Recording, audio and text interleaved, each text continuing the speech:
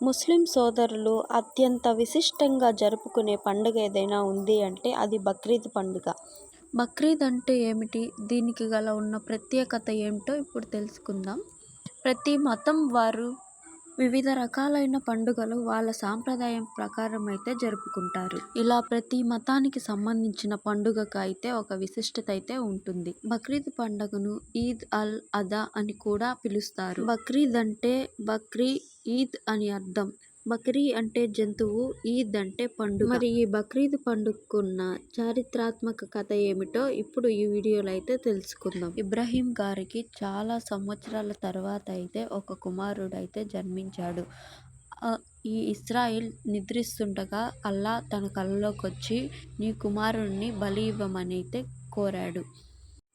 అప్పుడు అల్లాహ్ మరో మాట మాట్లాడుకుంటా తన భార్యకు తన కుమారుడికైతే ఈ విషయం చెప్పాడు. తను బలికి సిద్ధమైన ఇస్మాయిల్ బలికి సిద్ధమయ్యాడు.